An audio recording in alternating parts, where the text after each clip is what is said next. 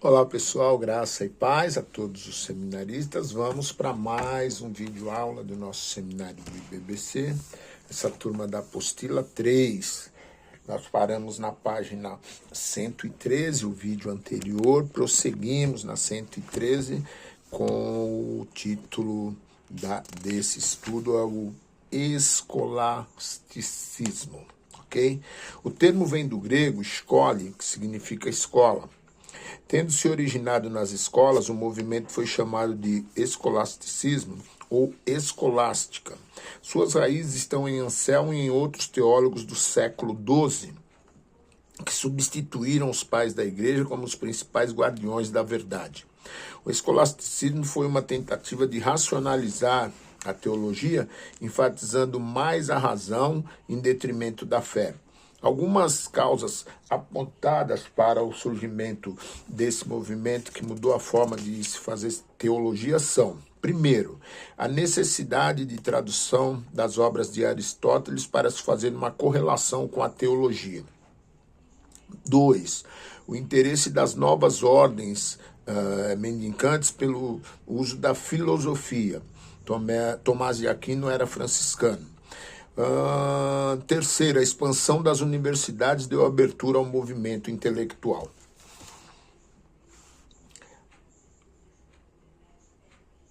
Desde meados do segundo século, a partir de Justino Mártir, a teologia foi estudada na perspectiva da filosofia platônica, que para muitos pais da igreja era o melhor instrumento para entender a fé cristã. E após as obras de Agostinho, o neoplatonismo trouxe respostas a muitas questões da doutrina cristã. A partir desse novo movimento, a filosofia aristotélica passou a ter mais importância, o que causou muito debate e dividiu a opinião quanto a qual escola filosófica se adotaria para interpretar a fé cristã, sem comprometer a doutrina ortodoxa. Alguns, reconhecendo os valores positivos do aristotelismo, se dedicaram a aplicá-los à teologia cristã quando passaram a usar a dialética de Aristóteles, que era mais dedutiva do que indutiva, para se chegar a uma verdade. Essa filosofia parte de uma verdade pressuposta da lei geral, tirada da teologia revelada para chegar a um fato particular. Ao invés do método empírico, que usa o método da lógica indutiva, que é a observação e o conhecimento para depois se chegar à verdade geral. As tendências. Realismo.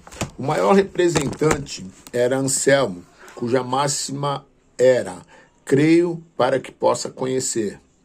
B. Realismo, moderado, Abelardo e Tomás de Aquino foram seus maiores representantes e tinham como máxima: sei para que possa saber.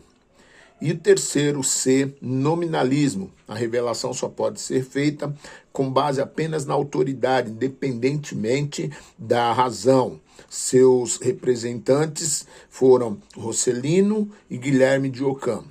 O conflito entre o nominalismo e o realismo foi o grande problema enfrentado pelos escolásticos no primeiro período, entre 1050 e 1150.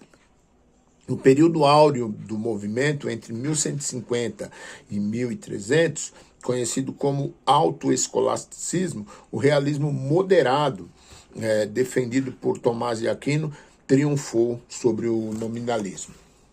Principais escolásticos: Anselmo, Pedro Abelardo, Alberto Magno e Tomás de Aquino. Página 115. Resultados do escolasticismo. Fortalecimento da autoridade da igreja com a importância que Tomás deu aos sacramentos como meios de graça e que fora dos sacramentos ministrados pela hierarquia não há salvação.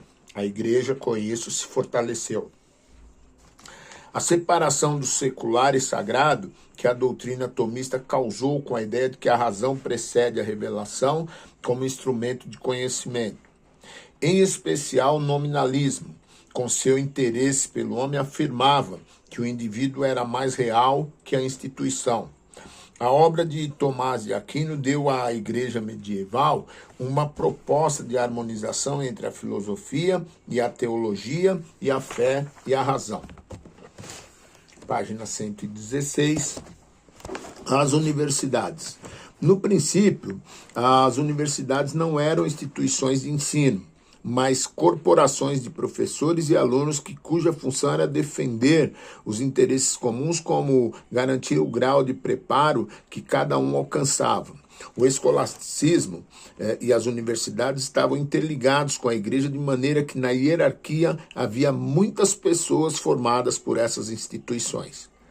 As universidades mais antigas começaram a surgir no final do século XII, quando as escolas catedralícias nos grandes centros urbanos, como Paris, Oxford e Salerno, chegaram ao seu ponto culminante, dando origem às universidades. A partir de 1200, as universidades começaram a se organizar, e em Paris, a universidade se tornou padrão para toda a Europa.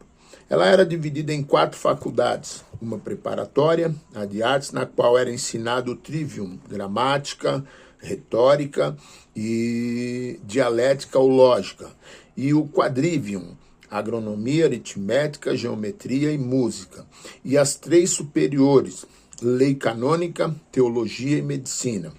Cada faculdade era presidida por um deão. As artes integravam o curso básico para todos. Teologia, direito e medicina eram os estudos mais avançados. A formação em artes conferia o diploma de bacharel e os demais conferiam o grau de mestre, que era o requisito para se tornar professor. O ensino era ministrado em latim, em forma de preleções e debates, o que atraía alunos em grande número de toda a Europa.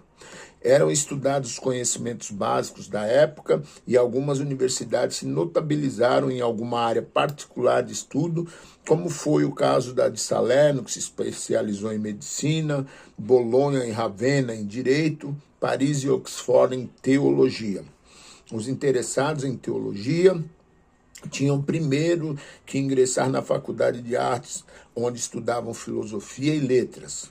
Depois ingressavam na faculdade de teologia, onde começavam como ouvintes e progressivamente chegavam a ser bacharéis bíblicos. As universidades foram tidas como instituições eclesiásticas que eram autorizadas pelo Papa para poder funcionar. Por volta do ano de 1400 já havia mais de 75 universidades na Europa. Agora nós vamos entrar no período da Renascença. Página 117. A Renascença, também chamada de Renascimento, foi um movimento intelectual e artístico que surgiu na Itália no século XIV. Esse movimento cultural marca a transição da era medieval para o mundo moderno. Expressa a ideia de um renascimento da cultura. O Renascimento surgiu da necessidade que os intelectuais da época perceberam de provocar um renascer da antiguidade clássica, de voltar às suas fontes e imitar a sua linguagem e estilo. A Renascença, com sua ênfase no humanismo, surgiu com algumas influências. Foi uma reação contra o domínio católico, da Igreja Católica, e de sua relutância em aceitar a reforma de seus abusos. 2. O papado perdeu prestígio e se secularizou como em nenhum outro período de sua história. 3. A Itália foi quem mais sofreu na Europa com a transferência do papado para Avignon, porque a Igreja perdeu seu controle sobre os estados. E 4. Com a queda de Constantinopla pelos turcos em 1453, muitos exilados chegaram à Itália com seus manuscritos e conhecimentos da antiguidade grega, o que despertou interesse pela literatura oriental. Começou no país da Renascença e se estendeu por toda a Europa Ocidental. 5. A prosperidade econômica de cidades como Florença, Veneza, Gênova e Milão, unida à instabilidade política, deu lugar a uma aristocracia intelectual que buscou inspiração nos tempos clássicos da Grécia e da Roma republicana. O desejo de liberdade e bem-estar humano promoveu o despertamento pela cultura e a arte. Acreditava-se que o retorno às fontes cristãs, inclusive com a promoção do estudo do grego, era uma necessidade da época. Esse movimento significou uma nova visão de mundo, na qual a ênfase seria colocada sobre a alegria da vida, a beleza e o homem. Fez uma leitura antropocêntrica da vida, em detrimento da interpretação teocêntrica característica de toda a era medieval. Adotou a filosofia humanística de analisar a vida a partir da qual não somente a literatura seria valorizada, como também as artes. Nesta visão humanística e antropocêntrica, o despertar das belas artes foi grande. Os pintores, escultores e arquitetos retratavam a vida e o homem em belos quadros e esculturas. A Renascença deu muito valor à cultura, às artes e à literatura clássica, que substituiu a teologia. O resultado foi a secularização da sociedade, com sua preocupação humanista, que substituiria o espiritualismo medieval. Com a invenção da imprensa de João Gutenberg em 1450, o movimento renascentista daria passos largos. Vamos para a página de número 120, os precursores da Reforma. No século XIV já havia um sentimento generalizado numa parte da igreja da necessidade de uma reforma na doutrina e nos costumes da Igreja Católica Romana. O declínio do papado, a imoralidade do clérigo e a formalidade e a pompa dos cultos celebrados pelos sacerdotes causou uma grande satisfação que originou o surgimento de movimentos populares, de eruditos e de pregadores comuns que protestaram contra a situação da igreja oficial. No final do século XIV e durante o século XV surgiram novos precursores que preparariam o caminho para a reforma com Lutero. João Wycliffe, João Hus, Jerônimo Savonarola foram alguns dos mais notáveis precursores do período da Reforma, e fazendo coro com ele alguns movimentos leigos como os Begardos, as Beguinas, os Flagelantes e os Taboritas foram alguns dos mais importantes grupos dentre tantos que surgiram nessa época. João Cliff, de 1238 a 1384. Nascido na Inglaterra, Wycliffe estudou na Universidade de Oxford, onde recebeu o doutorado em 1372.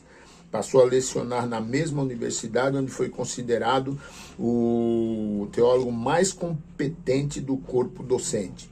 Wycliffe era profundo conhecedor das Escrituras e atribuiu a elas a autoridade devida em detrimento da autoridade do Papa e da tradição eclesiástica. João Hus viveu de 1370 a 1415. As ideias de Wycliffe chegaram através de estudantes tchecos na Boêmia. Na Boêmia, Tchecoslováquia, estava se formando um movimento reformador semelhante ao que Wycliffe havia proposto. João Hus estudou na Universidade de Praga, onde em 1394 recebeu o grau de bacharel em teologia e o de mestre em artes. 2 anos mais tarde, em 1402, ele foi nomeado reitor e pregador da Capela de Belém e começou a pregar contra os abusos da igreja.